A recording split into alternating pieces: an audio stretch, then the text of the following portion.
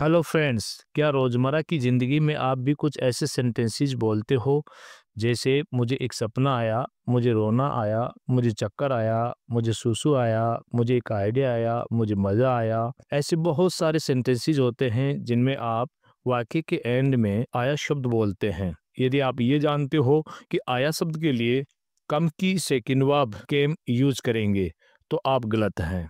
ऐसा सब जगह नहीं किया जाता। तो चलिए आज के इस वीडियो में आप सीखेंगे कि आया शब्द के लिए और कौन-कौन से वर्ब से अकॉर्डिंग टू सिचुएशन यूज़ की जाती हैं। सबसे पहले तो हम कम वर्ब को ही देख लेते हैं।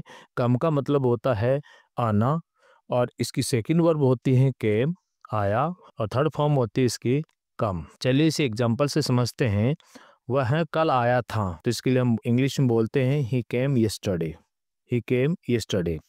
मोहन देरी से आया, तो इसके लिए हम बोलेंगे Mohan came late. Mohan came late. वे दिल्ली से जयपुर आए, they came to Jaipur from Delhi.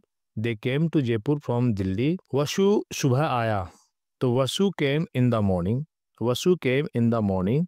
वह कल मुझसे मिलने आया, he came to meet me yesterday. He came to meet me yesterday.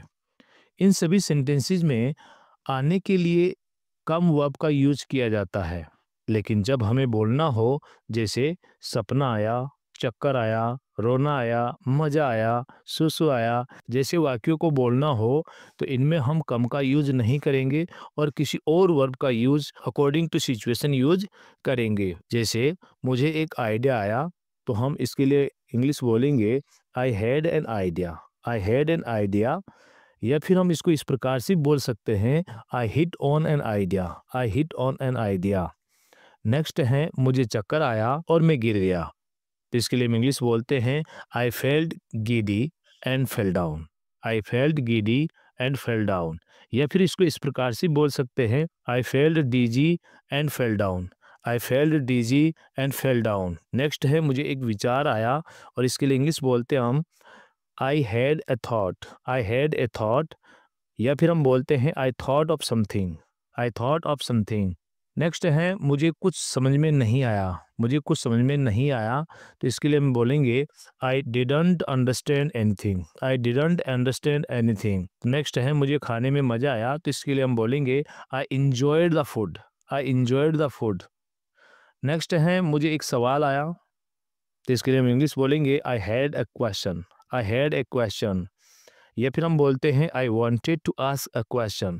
I wanted to ask a question.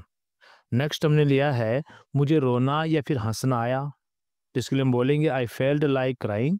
I felt like crying. और हंसना आता है तो हम बोलेंगे I felt like laughing. I felt like laughing. और जब आपको बोलना हो कि उसकी वजह से मुझे रोना या हंसना आया, तो हम बोलेंगे ही मेड मी क्राई।